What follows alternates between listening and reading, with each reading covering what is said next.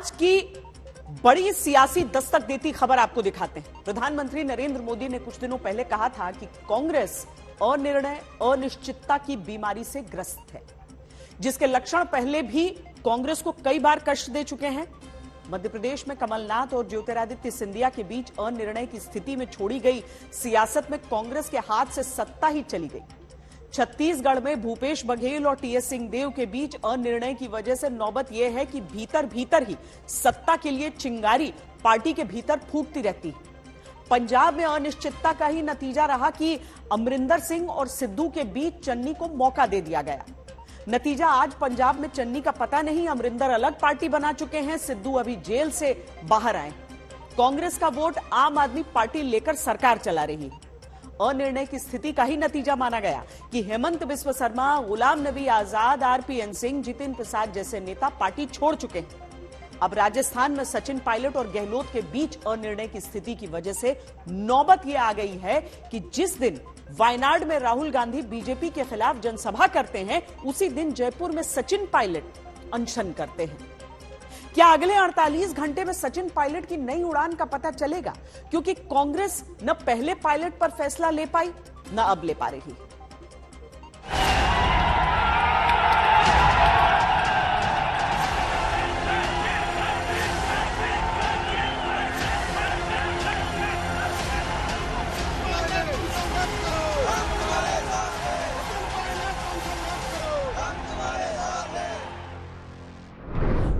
Patience नहीं आएगी तो क्या आएगी? इस बात को कांग्रेस पार्टी का हर नेता समझता है। देखो बैठे हुए हैं, सचिन पायलट जी बैठे हुए हैं, प्यार से बैठे हुए हैं। तो ये जो हमारी पार्टी है, ये हमें थकने नहीं देती है और ये हमें रोज पेशेंस सिखाती है। पायलट के जिस धैर्य का धांसू तरीके से गुणगान राहुल गांधी सबके सामने करते रहे, क्या उस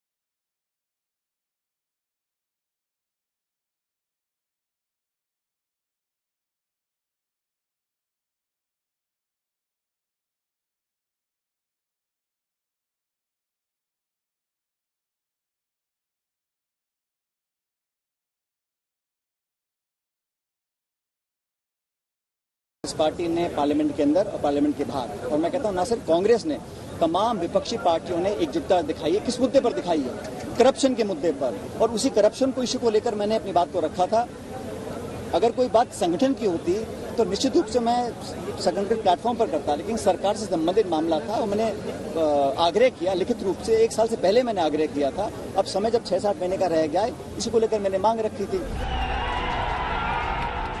राजस्थान में चुनाव से 6 महीने पहले कांग्रेस की अनिश्चितता का ये परिणाम है कि जिन पायलट के राज्य प्रमुख रहते सत्ता तक पार्टी पहुंची, वहां राज्य में अपनी सरकार को चुनौती दे रहे हैं। शहीद स्मारक के पास पायलट के समर्थन में जुटी ये भीड़ बताती है कि कांग्रेस के लिए कितना नुकसान पायलट का फ्लाइट मोड में जाना हो सकता है। पायलट का प्लान क्या है? ये पूरी पिक्चर नहीं है, ये ट्रेलर है। पिक्चर अभी बाकी है। पिक्चर अभी इसलिए बाकी है क्योंकि कांग्रेस के भीतर सब कुछ अनिश्चित ही रहता है। पायलट जब अनशन करते रहे, मुख्यमंत्री गहलोत ज्योतिबा फुले की प्रतिमा पर माल्यार्पण करने नहीं आए।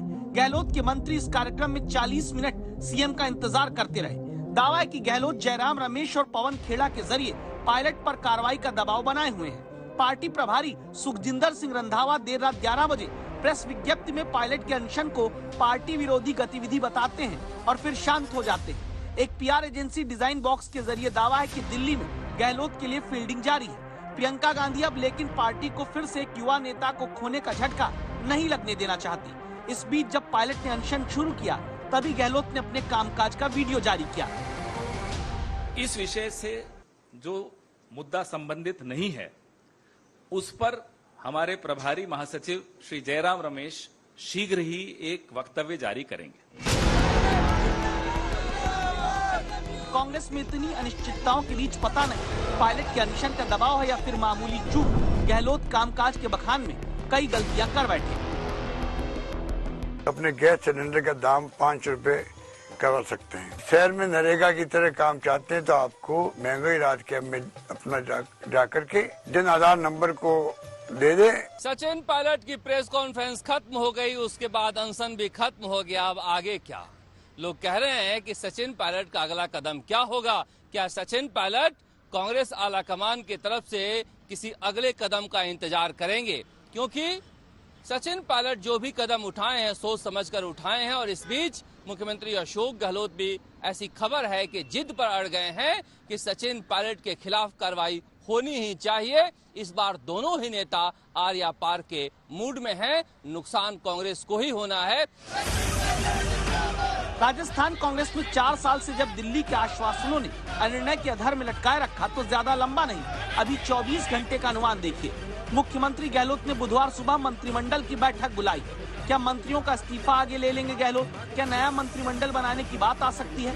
पायलट कांग्रेस आलाकमान से बुलावे का इंतजार करेंगे। पायलट चाहेंगे कि अध्यक्ष खड़गे या फिर राहुल और प्रियंका से ही सीधे बात हो। नोटिस के साथ पार्टी की तरफ से कार्रवाई होती है तो शहीद बनकर सियासत करना चाहेंगे। शरद कुमार, जयपुर, आज तक। वैसे अगले 24 से 48 घंटे में कोई बड़ी खबर की दस्तक आ सकती है। क्या कांग्रेस फिर टूटेगी, जो स्थापना से अब तक 70 बार टूट चुकी है? कांग्रेस के विभाजन का इतिहास हम आपको दिखाते हैं। आजादी से पहले ही 1923 में कांग्रेस से अलग होकर मोतीलाल नेहरू ने चित्तरंजन दास के साथ मिलकर अलग स्वराज पार्टी बनाई थी। 1951 में जेबी कृपलानी ने किसान मजदूर पार्टी, 1956 में सी राजगोपालाचारी ने इंडियन नेशनल डेमोक्रेटिक कांग्रेस, 1964 में केएम जॉर्ज ने केरल कांग्रेस, 1967 में चौधरी चरण सिंह ने अलग होकर भारतीय क्रांति दल बनाया, 1969 में बीजू पटनायक ने उत्कल कांग्रेस बनाई, 1969 में ही इंदिरा गांधी ने खुद कांग्रेस आर बनाई, 1977 में जगजीवन राम ने कांग्रेस फॉर डेमोक्रेसी बनाई, 1980 में एके एंटनी ने कांग्रेस ए बनाई, 1981 में शरद पवार ने कांग्रेस सोशलिस्ट पार्टी बनाई, 1986 में फिर प्रणब मुखर्जी ने राष्ट्रीय समाजवादी कांग्रेस बनाई, 1994 में एनडी तिवारी ने ऑल इंडिया इंदिरा कांग्रेस, तो ममता बनर्जी ने 1997 में तृणमूल कांग्रेस अलग होकर बना ली, 1998 में पवार ने फिर एनसीपी बनाई। इसी साल 1999 में पीडीपी का गठन मुफ्ती मोहम्मद सईद ने किया। 2011 में वाईएसआर कांग्रेस का गठन हुआ। कांग्रेस के कई नेता अलग दल बनाकर वापस फिर पार्टी में भी लौटे हैं। कई नेताओं ने अपनी अलग पार्टी बनाकर आज कांग्रेस को पीछे कर रखा है। उदाहरण पश्चिम बंगाल में ममता बनर्जी हैं, उड़ीसा में नवीन पटनायक की पार्टी और आंध्र प्रदेश में वाईएसआर कांग्रेस है। ज्यादातर मौकों पर कांग्रेस की अनिश्चितता ही वजह रही। अब क्या इसी का खामियाजा राजस्थान में भी पार्टी को उठाना होगा? इस राजनीतिक दस्तक पर नजर हमारे साथ रखिएगा।